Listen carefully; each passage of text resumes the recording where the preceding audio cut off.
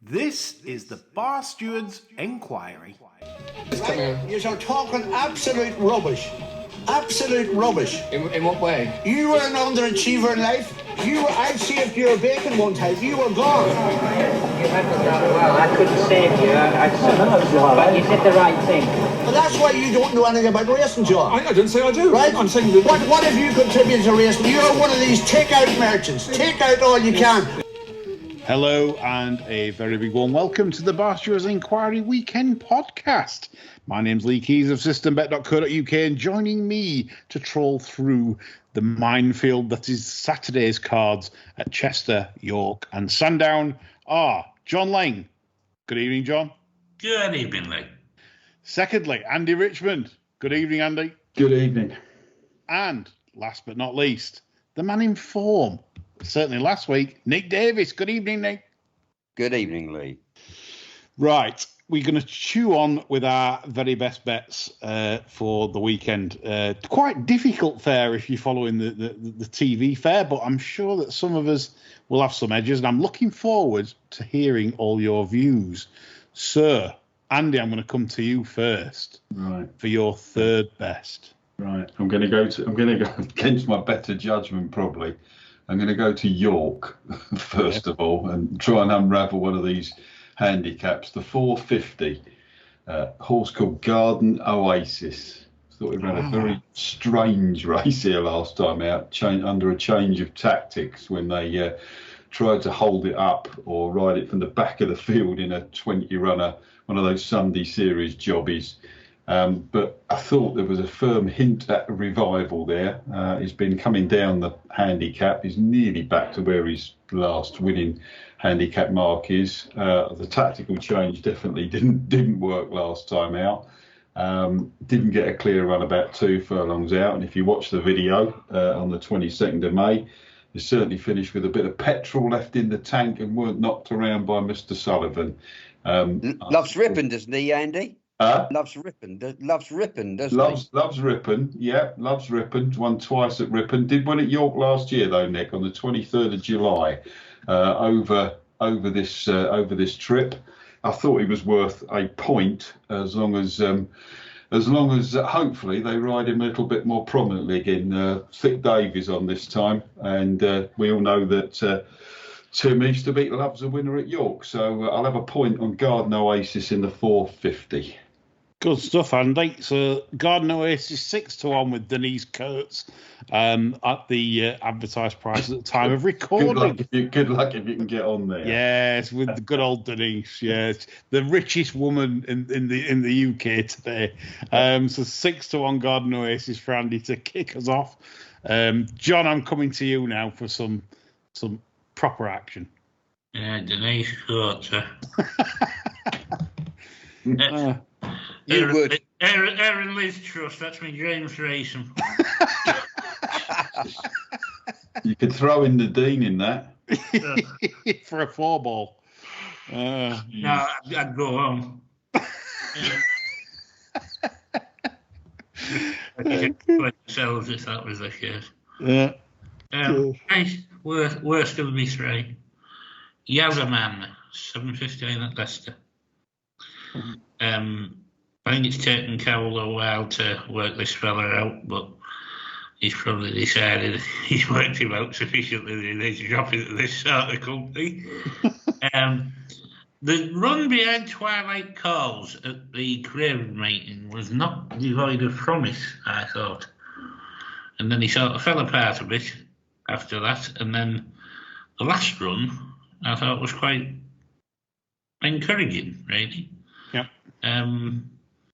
I think he's clearly well in with these, you know. I mean, if he's in any sort of form, I think this is a desperate 8, really. He ought to win this even if he engages reverse gear 100 yards out. So, yeah, 1 point win. 1 point win, Yazaman. for Tom Morley, I believe, owns the horse. And Tom has plenty of winners. He's a right lucky bastard. He is. He's one of the lucky owners, like Dan Gilbert, etc., etc. There's lots of lucky owners and slams them in. Those slams in the lamb. So they're 10-1 for John again with Denise Coates. So 1 point win Yazaman in the 7:15 at Leicester. Okay, coming to my third best, 2:15 at Sandown tomorrow. I'm keen on the old boy, Via Serendipity, the Charlie Fellows runner. I think this horse has a lot more to offer. Was caught in a very tactical race last time out where XL Power of Archie Watson's got a really easy lead and basically bossed the race. And I thought Via Serendipity did shape very, very well. I like the booking of Harry Davis taking the 5 off. I like the fact that they dropped £2 for the last run for nothing. Really, it couldn't win off the fractions. So you get £2 for nothing plus the 5 takes you down to 86. Won last year off 90 at Goodwood. Also won off 86 at Windsor. And I think, given the state of this race, I think he should go very, very well. And so 1 point win for me at 8-1 available again with Denise Coates. It's Denise Coates action tonight, John. It's nicked us off all the way, isn't it? Indeed. Can Nick Davis complete the 6-4-1? Right then, I've changed my mind because my original selection of this race was a non-runner. But put it in your things, put it in your tracker for when you get a bit of softer ground. I think it's why it's Pocket the Prophet was an original selection. Ran a great race at Epsom last week. From first two were always up there. He didn't have a nice passage, and he came from way back, missed the break completely. But he's playing. But I'm going here. Not surprisingly, another shit ride. He was. But I'm going here with a horse I don't think he's been quite seeing out the mile that well. He did run a good race in second behind King of Speed, who's going to come second or third in the Britannia next week. It's Bullet Force. He does have a few twos between his name, but he hasn't been quite out seeing the mile. He's got the visor on. He's drawn 8, but I'm not too. It's about 7.5 runs. I'm not too phased by that because over 7.5, and there's no cutaway, this thing. So I think there's a lot of pace down at the rail, but he could get, it's just a slotting trip, I'm hoping just slightly wide, because when you've got no cutaway, the ones tracking the leaders on the rail at Chester, it becomes quite a different race. You know, they can't get a run with a cutaway. They can duck in just off the thing and get in, collar a leader close home. But Bullet Force, I think, it's quite a big price here, and he could run a good race. Yes, visored for the first time as well under Rossa Ryan at 20-1 on the nose, Nick. Yeah. Yes, good stuff. Is that with Denise? I'm just wondering now. Is that with Denise Coates? Have we got the 6-4-1 up? You know, with Denise Coates on the third rounders? No, 20s is with Bet Victor and Coral. Terrible from you. That's a shame. That's a saving grace. You could have stuck the 4-timer on Twitter and caused a bit of a riot and then cashed out. Yeah, cashed out for £7.86 profit. So Bullet Force for Nick. I agree what you said about Pocket the Prophet. I think he's everyone's waiting for him with the right conditions. I thought there was a lot of pace in that race, but we'll come to that later on. So thanks, Nick, for your first selection of the weekend. Okay, I'll kick us off then with the 2 pointers. Bit more obvious. We need a blogger bet. Everyone needs a blogger bet. 305 race at York tomorrow. I am very keen on Mandoob. 9-4 generally available. I think this horse, after the wind up, showed a lot at Ascot last time. If you look at Mandoob's form, he's got beat to some really credible rivals. In fact, without doubt, he's the most solid runner in this race. He was second to Yabir in the Bahrain Trophy, which is like that. That's tremendous form. and then he was second to Alaze, obviously, who's now lined up for a Hardwick bid, only 6-1 for that. And he ran a perfectly good race. Third Realm was third. Third Realm came out and bolted up next time in a listed race at Goodwood. So I just think that's the best form on offer right now. Kamari, me and John were keen on at York last season. We actually attended York for the Ebor festival, and Kamari. Do you remember, John? Kamari was very weak in the vaults, didn't it? It was unbelievable how he went. Yeah, it drifted so badly on the exchanges. So they knew there was some issues there. They then give him time off, second to Manobo. I'm not so sure that Kamari's. But then the Godolphin money is quite shrewd. So if they came for that strong, then I suppose that might be a bit of a worry. But I think Manuba's got them covered, bar that. So yeah, confident 2-point win for me at 9-4, generally available. Okay, John, I'll come to you second. My second best bet is in the 210 at Chester. And Andy was saying about Happy Tim loving a winner at York. Well, if there's anything he loves nearly as much as a winner at York, it's the lunches at Chester. Copper Night. It's been knocking at the door, indicating the return to the winner's circle is imminent. He's won round here. He's got a decent draw. I don't think this is a particularly deep race. And I think the mark's workable as well now, so I'm happy to jog along with him with some, as I say, I think there's some in and out performers here, and I don't think this is the stiffest task he's faced this season by a long stretch. So I'll rock along there with 2 points win. 2 points win, 7-2, more or less generally available. Lots of upmakers offering that.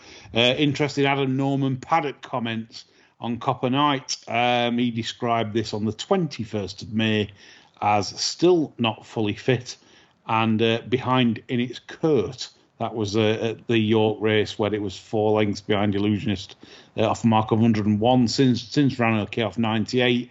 Happy Tim seems to run them getting fit. So, John, I like that one. Was 4-1. You can't have that. 7-2 for your 2 points. Good selections. Copper Night, a slight easing grade for him. Coming to you, Nick Davis, for your 2-pointer. Right, the 250. Illustrating. Pieces on first time. It's a funny one, this one. It had no chance after the start at Bath first time out. It's got some good form with Twilight Jet in the Cornwallis last year. Second, Twilight Jet's come out and won this year, 110. I'm just wondering, he needs to break, though, and track the Tory on Live the Dream. And I think he can easily do that. She can easily do that, sorry. But I thought it was the overpriced one in the race. 10-1. I think around about. No, you've had that. You. Oh, right. I haven't had that. You have had it. You've gone around the shops. I know you. Right, 17-2 is the best available. That's William Hill, Bet Victor, Coral, yeah, Ladbrokes. So 2 points, 17-2 for Nick. He's had the 10s. He has had the 10s. Believe me, he has. So 2 points illustrating for Nick.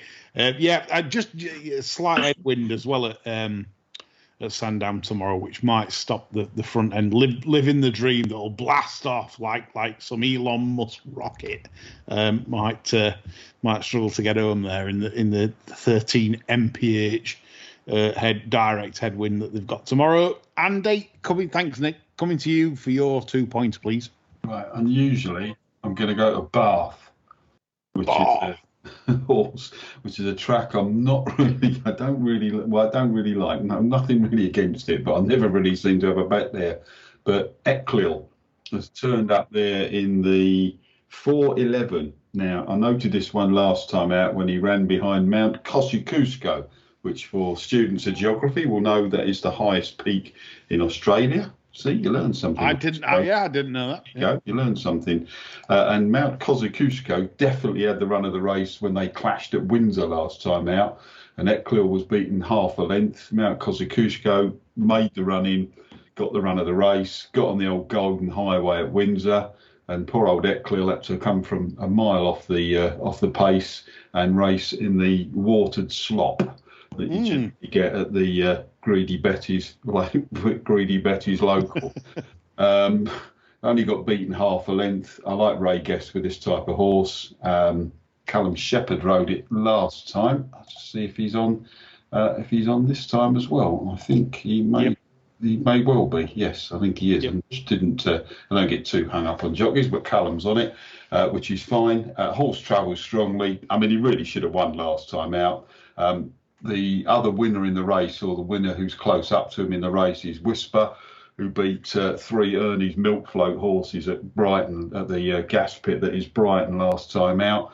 And Ecclesfield 7-2 with Denise is the only price I can see, but I'll have a couple of points at 7-2. Love it, Andy. Yep, I think it's really good form for the level. I stiffened it last time. I had a good bet on it at Windsor. It was sick. Should have won. Yeah. But yeah, I do like the reasoning. Good bet. 7-2, a solid 7-2 there from Andy. 2-pointer. Okay, so that completes the 2-point round. I'm coming to John now for the max bet. This is a fucking amazing pick, this. Honestly, prepare to be dazzled. Right? This one is in the 4:15 at York, and it is Common Acclaim. This is a good sort. It will come on a ton for the debut, which it made at Ripon, where it was switched in behind from the stalls and made minimal progress for even less effort from the saddle. And then once I passed the post, this thing was in front of a lot of them on the pull-up. Ran till the line like an absolute Trojan. Cost 150k. Tim won't have a better looker in the yard than this. It's got some real substance to him. Doesn't look a particularly early rat like you often get in these type of races. I think he's going to find stacks on the debut effort. And in view of the price, I'm going 1.5 points each, whatever. I think this will go very, very close. I'm not even going to call you a wanker for that, because at 5 a bullseye, a Jim Bowen, 5 50 to 1. Common Acclaim. We don't. This is good stuff on the Barsters. I like John's paddock comments on that. There's one thing I've known John for years is his paddock assessments are top draw. So yeah, I'm excited for that. 50s, John, brilliant. This could be a humdinger. Common Acclaim, Tim Easterby. Happy Tim. Adam Norman's paddock comments for the day said it carried condition as well on debut. So obviously that was a gimme for Tim, leaving it nice and slack for debut, John. Absolutely, yeah. I think I think he's going to find a stack on debut tomorrow. Good stuff. Lovely spot. 50s, folks. No messing. Okay. Andy, I'm coming to you for your max bet. Right, we're going to go to probably just about one of the hardest races of the day, but I do like this. I do like this horse. I'm a little bit worried about the draw at York, but sort of heartened by what I saw today, although it does seem to be a bit of a movable feast, shall we call the draw at York on occasions. Yeah. But especially on the sprint track. But I'm going to go with a horse called Harry 3, whose form ties in very closely with that of Ingrator, who is favourite and very progressive. And they both come from what is a very good race. That race at Newmarket where Ingrator won is always a good race. I think it was a race that Rohan came out of last year and Creative Force. And this race has always produced good winners as well. There's been some crackers out of this particular race over the years. So again, it's a race to follow. But Harry 3, I liked his run last time out. He's got a little bit to do. He's got a little bit to do with, that race. He's got a little bit to do with Ingrator to come back to form. But I think, he won last time out. I do like those. I'm really worried about the draw in 19, which slightly puts me off. But I think there's 6 places available on Harry 3. Yes. I got the feeling he might actually he might be able to make up the ground on Ingrator. There's 6. He's got he's getting a bit of weight off him last time out. You can say he had no excuses last time out. The thing that really caught my eye was the booking of Ryan Moore. And it was a pretty early booking as well. So I just want to go with him again. I respect Ingrator. There's a whole host of horses you can respect in this. There's a really interesting horse who's been backed off the boards. I nearly backed earlier in the week. A horse called Anaf. If you look at his form, the form of the 3-year-old sprint race at Good Friday at Newcastle, where he was behind El Caballo and Tiber Flow, and ties in with another horse called Space Cowboy. I mean, they're all really rated, but I think the market's sort of picked that up now. It wouldn't surprise me to see him run a really good race. There's horses like Showtime Mahomes. Another Investment is another one I sort of noted, and even Devasta I thought did well to win at Leicester last time out. But I'm going to go with my old mate, Harry 3. He won 3 important handicaps. That race has actually produced a lot of decent stuff before. Caddo Jenner and Dazzling Boy won that as well. Ryan Moore's got a 31% strike rate for the stable. Harry 3 with 6 places. Bit worried about the draw, but I think I'd be disappointed if he doesn't get in the first 6. And I think he's an improving animal. Good stuff. 8-1 generally available. 6 places. I'm going to bottle out and have a 1.5 each way. 1.5 each way. Sky Bet, Paddy Power, William Hill, and Betfair. Good stuff. Andy, okay. Nick Davis. I'm going to give you my 3-pointer. It's in the 245 Lone Ranger. Lone Ranger. He's been ridden aggressively the couple last time. All ATR have it sectionals as fast. Yeah, in the 245. Yeah. He's if he's not ridden too aggressively, he's only got Jean Baptiste, the only other pace in the race. As I said before, the rail at Chester is in, so there's if they sort of don't go too mad, I can see this well handicapped on his previous form. I think he's the outsider of the field if I remember rightly. 16-1, Nick. Yeah. So I think he's my definite. If I can have a definite bet tomorrow, that will be the one, and I think he'll go very close off that mark. So 3 points win Lone Ranger for Nick. So that's very good, Nick. So good stuff, mate. So now coming on to my 3-pointer. Which goes in the same as one that Andy's tipped in, but Andy's already mentioned this in the shape of Anaf. And this was 20-1 early on. I kind of laughed at this price. How on earth they've come to that conclusion, I don't know. 10-1. Did you get any? I asked for it off my broker. My broker said he was out, and then the price collapsed. Make of that what you will. So I got nothing. Well, anyway, so the 10-1. Broker got 20. Yeah. Broker was on at 20s. So nothing for me as always. But 10-1, I think there's still juice because I would have this about second or third, 11 or 2 6s, something like that. This horse ran very well, like Andy says, in the Newcastle race. Right, bizarrely then, the very strong form, El Caballo, Tiber River. Bizarrely was drawn on the right, on the correct side, but did his usual when he broke out to the left, and then the jockey decided, well, I'm going to come stand side when obviously everything winning on the straight course was drawn lower. So you can forget that run. And then third last time out, he's got the widest stall at Goodwood, which I suppose is good because he breaks out to the left, and then he's ran third over 7 furlongs on soft ground at Good, which I'm not sure is ideal, to be honest. He ran a blinder, to be honest. So I didn't get the price of 20s. I would have him like 6s, and off from what a dream draw for these chaps. Stall 1 when you look out to the left for York's top jockey Danny Turrup.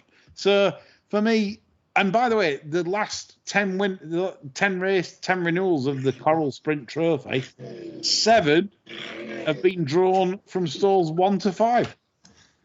So there we go. So 7 out of the last 10 winners, stalls 1 to 5. This is drawn 1. This will go off about 6s. It's been hammered, but 10s is still good. That's my 3 points win. Bingo, bongo, bango. So going against Andy, but I respect Andy's choice also. Against that would have been my sort of second choice in the race. And I think it's a really good. As I've said before, this race at York has produced some really good winners in the past.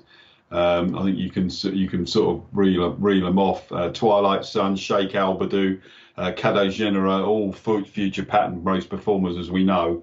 They all won that. In fact, they all went on to win Group 1. So no matter what happens here, I think it's a race worth putting in the old notebooks. Yep, good stuff. Okay, on to the TV races then. Let's chew some fat. The 320 Chester, Davis has tipped Bullet Force, Pocket the Profit, a non-runner.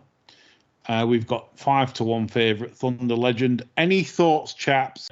They're very valuable, 101,000 guaranteed. Any thoughts on this? I like Nick's pick. He certainly got mileage. Yeah. I think it'll go well around there. I think we're very suited to the track, actually. It's quite a handy close coupled type on appearance, and I think the track will suit it very much. Visor to sharpen it up. There's not a lot to dislike there at all.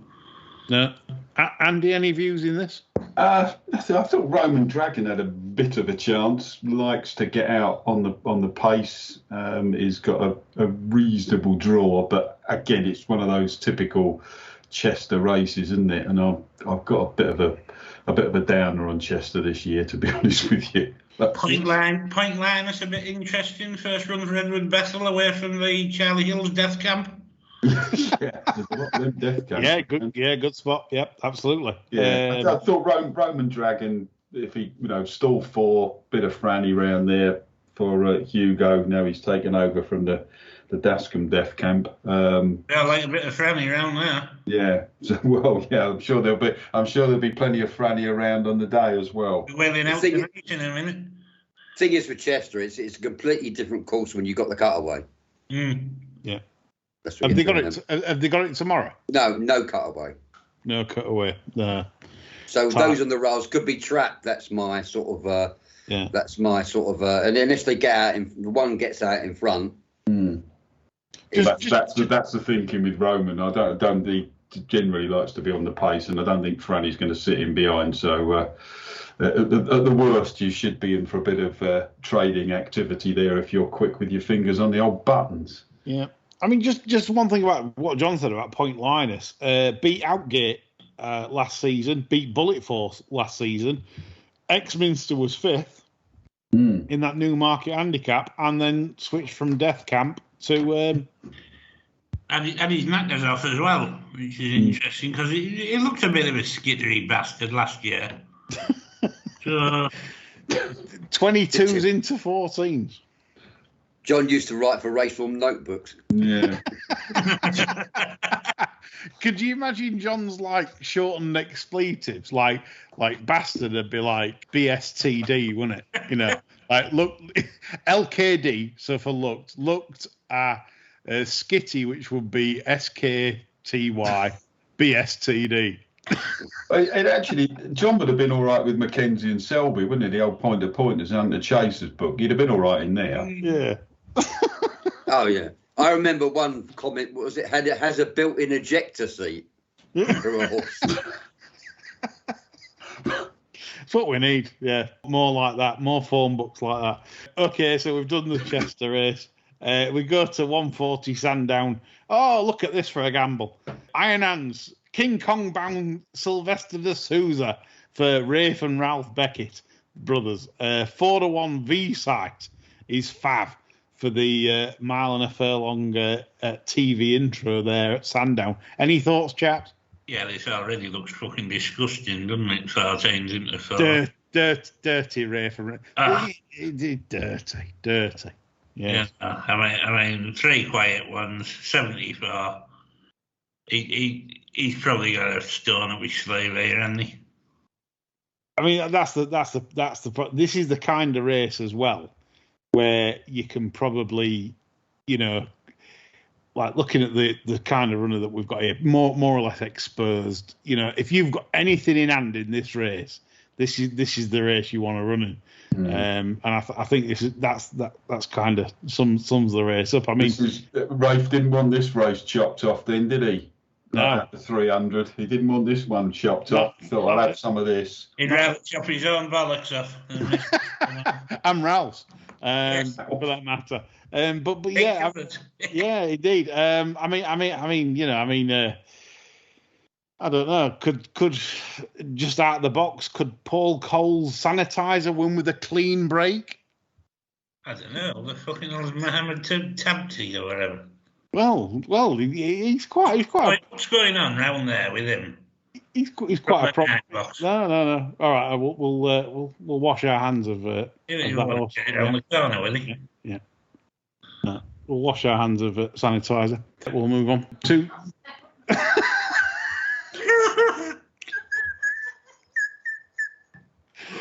2:15. I'm so shit. That is so shit.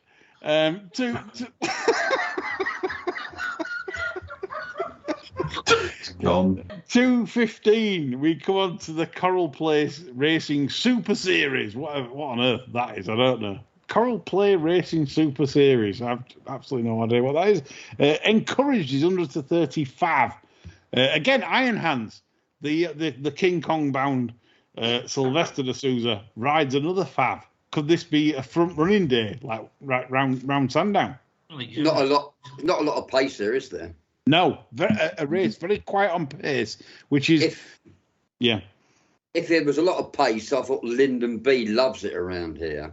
Yeah, it's the only place he usually runs a race, but he usually gets held up. And I can see a lot of messing around in this race. I mean, your Via Serendipity has a chance, but I just thought this was a yuck.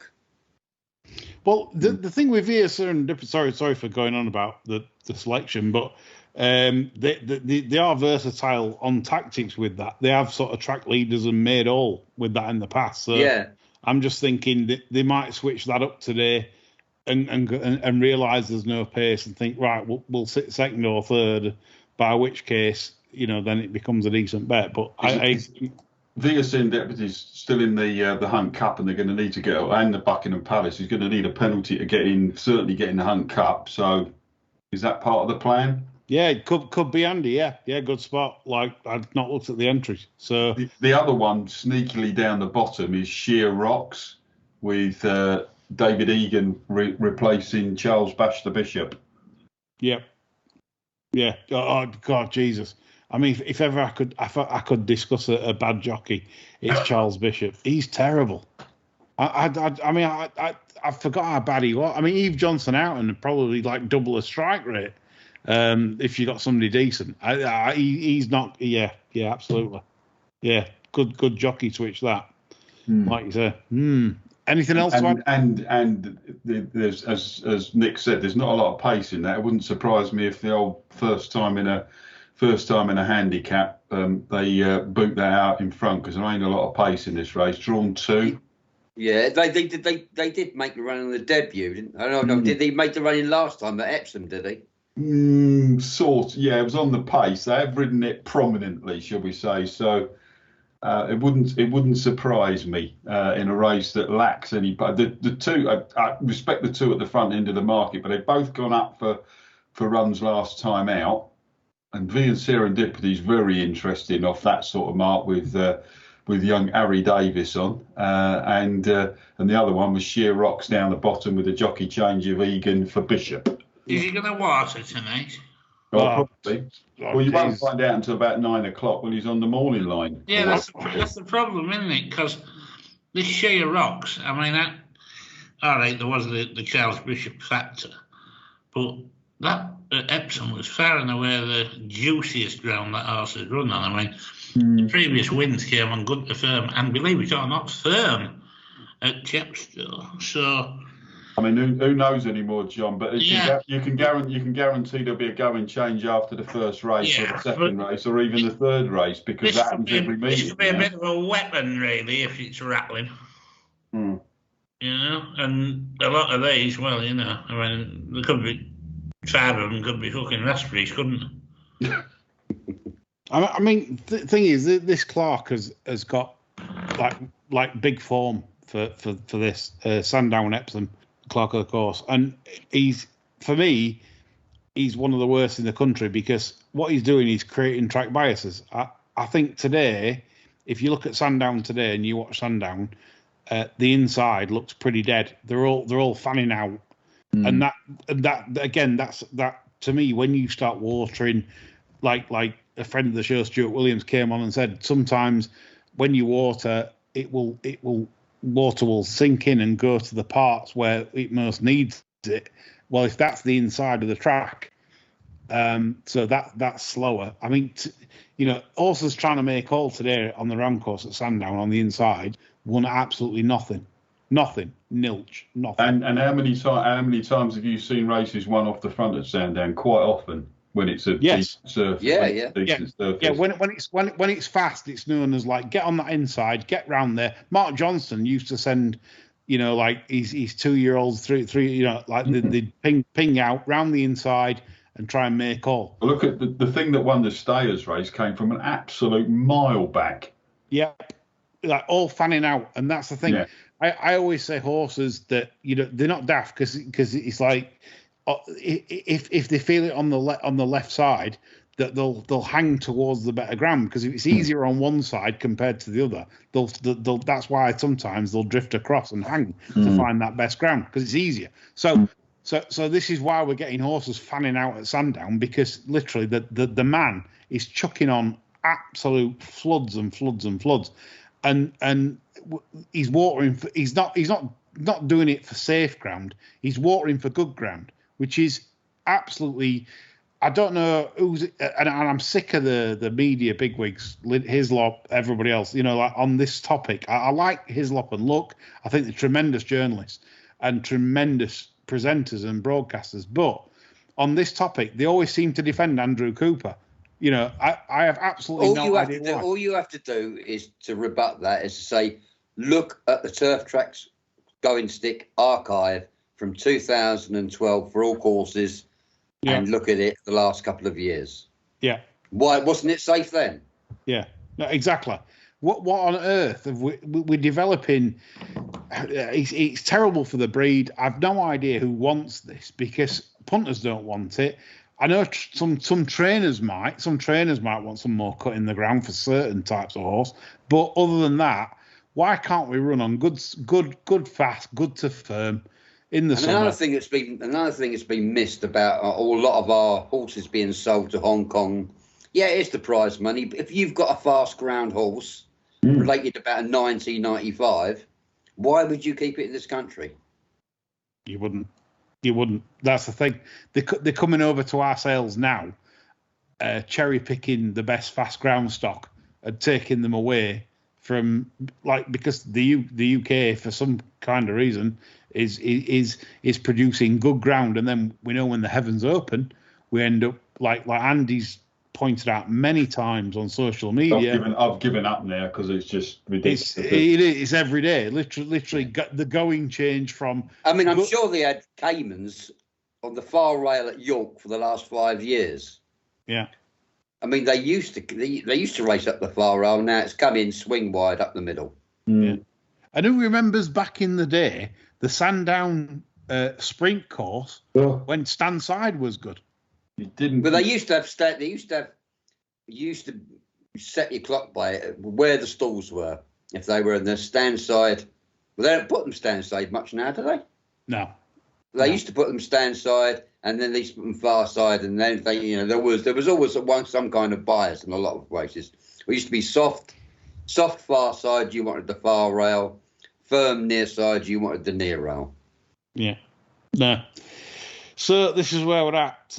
What I would say is tomorrow, if you're playing at Sandown, beware of the inside, and and anything that if you're betting in running, and watch as much of the opening show as you can stomach.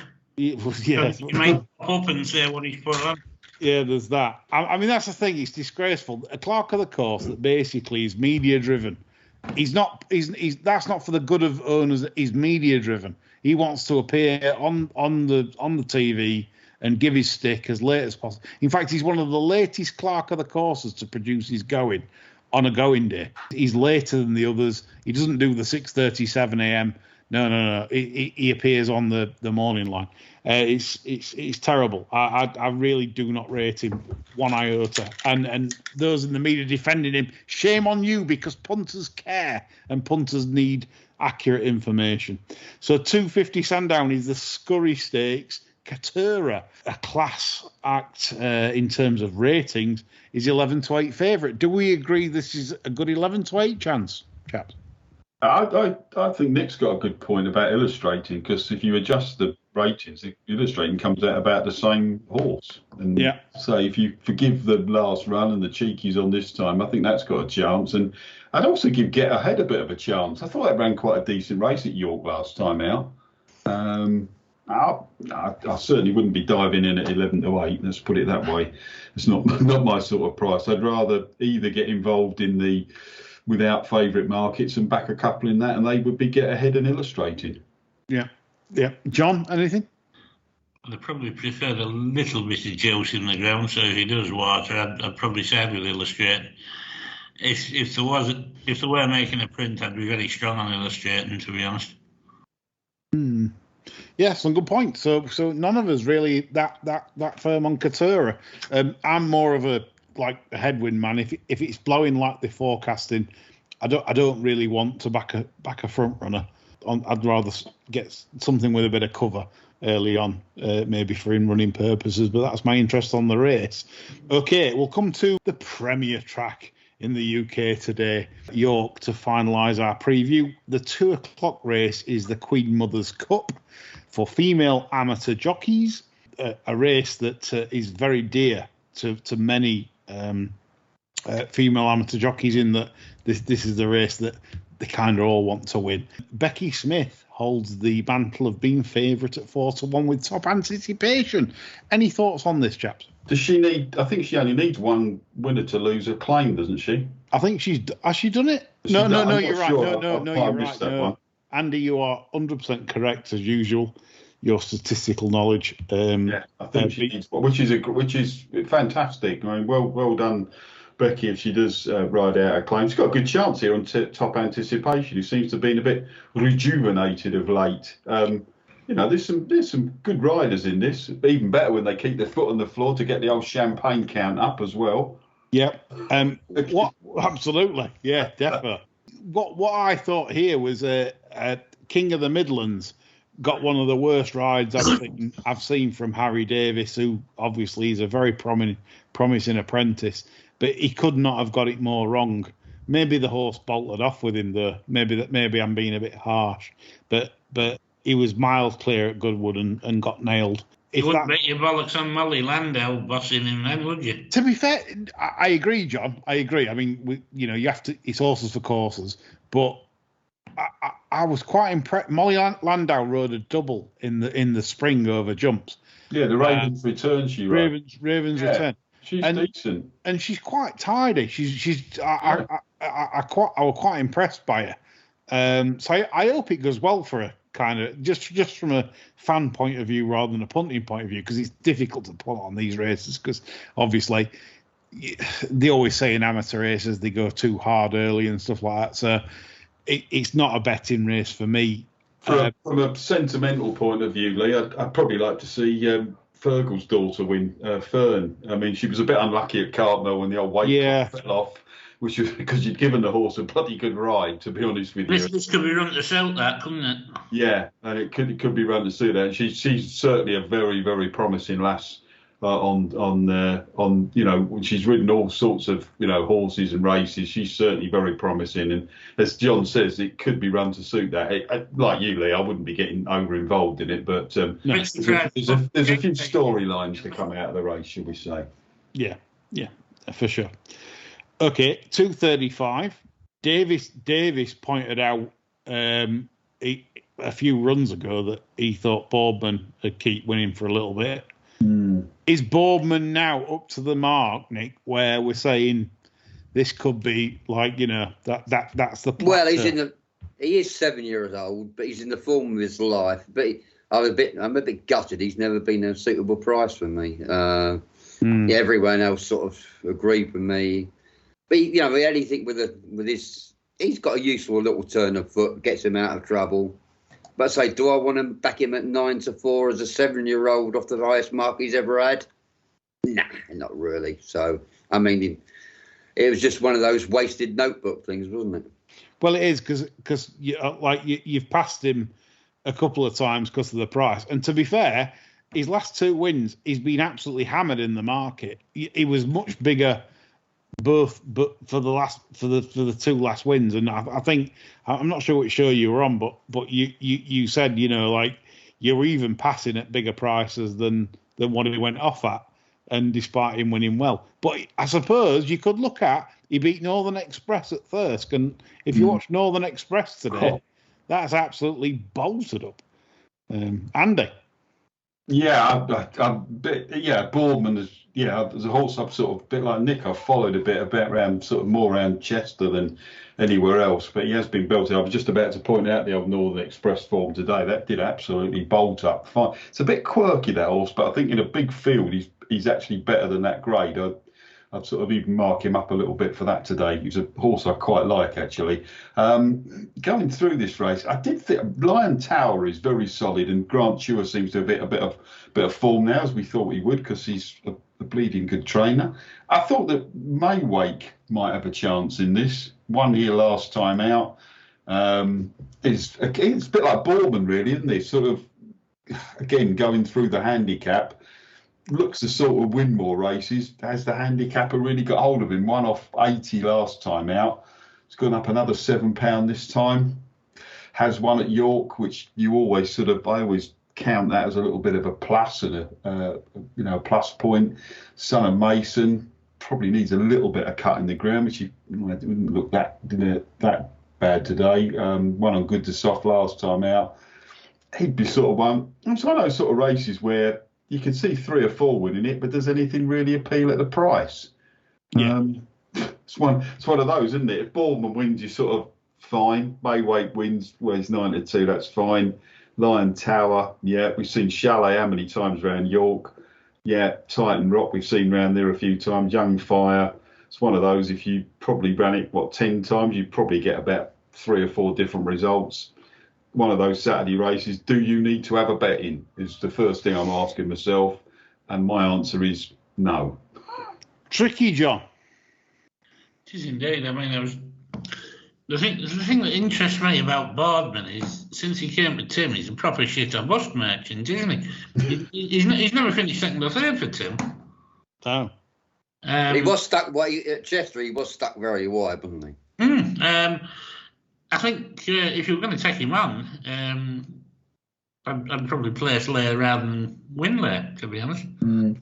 But I don't see why he can't run pretty well, really. I've run £4 higher than last time. I don't think the race is packed with talent, to be honest. But I don't feel compelled to have a bet either, really. No, summed up rather well. The 305 is the Sky Bet race to Ebor Grand Cup Stakes, a listed event. Mandoob, obviously, I've tipped up, so I'm going to stay quiet here. Made my case. Thoughts, chaps? You've liked Mandoob since the year dot, haven't you, really? I have. To be fair, I've championed him for a while. I think the step up in trip is bound to suit.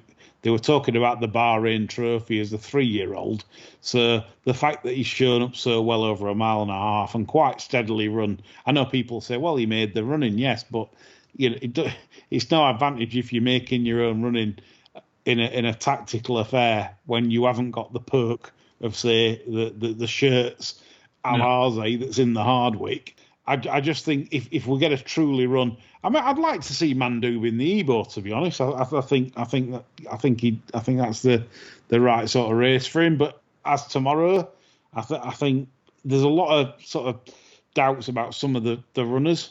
John Leaper's just not. I think this is it for Mando tomorrow. I think he needs to deliver here. Yeah. I think this is on a plate for him. Really. Yeah, I do.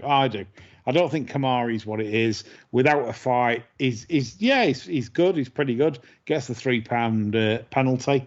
Yukon Glen, 9-year-old. John Leaper, disappointing sort, and I think you can forget her listens. So, yeah, Nick, Andy. Nothing for me, Aaron. Wouldn't be having a bet, but yeah, I probably think Mandub should be favourite over Kamari, but that's about as far as I'd go. Quite happy to stay out of it. Yeah, no, I'll cheer yours on. There you go. It's fair. It's fair comment. I mean, I just think sometimes like 9-4, it's a bit short, but at the same time, I think you have to evaluate the opposition, and I'm not so sure the race is that deep. And yeah, so I think 9-4 might not look too bad. Hopefully for Mandub and Brian Meehan. So we'll come on to the Memorial Sprint, the Coral Sprint Trophy, as some would better know it. Me and Andy have already showed our hand here with Harry 3 and Af. So Nick, John, anything that you liked? Nothing for me here. I think last time I took notice of the race, Mr. Lupton. Did Mr. Lupton win this? Mr. Lupton, yeah, I think so. Yeah. I think that won that. I like to use it for further reference, really. But this race could potentially throw up a future group race sprinter. As I said, I'm not a great fan of punting at York these days with them. They all spread out in the middle of the course. I'm not. York's not my favourite course. This is northern bias. I'm hearing this firsthand now. This is anti-northern bias from David. I like Chester. Well, that's north. Well, that's northwest. That's Andy's land. It's not God's country. Have I started a War of the Roses? 2016, Mr. Lupton won it. Yeah. Anyway, John. I thought Vintage Clarence might be interesting if Faye can get him back to former glories. I think that's quite feasibly handicapped. But again, at risk of sounding anti-northern bias, this type of race doesn't really float my boat, to be honest. No, it is a stiff one, to be honest. I mean, it is tough. And Af has certainly knocked my duck off, but yeah, I do think Andy's made a good case for Harry 3. I backed Ingrator last time, was very impressed, but did have a nice, lovely, smooth run. And now drawn worse in 11. Well, it might be worse, we don't know. But statistically, it looks one for the lower numbers. How much was Mick Windmill going to put on the value of that place when he didn't get his planning permit? He's 7 million already, and couldn't improve it. No. Were you shocked when Mick Windmill's put up for sale? I was shocked it was worth 7 million. It's the Times now. It's the Times. The area where I live in York, something went up for rent near me, and it's something like $2,500 a month. I mean, I know. $2,500 a month. Yeah, it's I tell you, York is crazy. Right, yeah. It's going the same way as all the. Was that include staff, like? I think we need staff, butlers, hookers, and cocaine chucked in for 2.5. A fucking lot of cocaine as well. We definitely need that. Okay, I think that's us done. So I hope you enjoy our very best bets, because we've put time and energy into it, and hopefully we will line your pockets with silver. Myself, John, and Chris will be back as normal on Sunday with the Sunday sermon. So Enjoy the weekend. Back plenty of winners. Bye for now.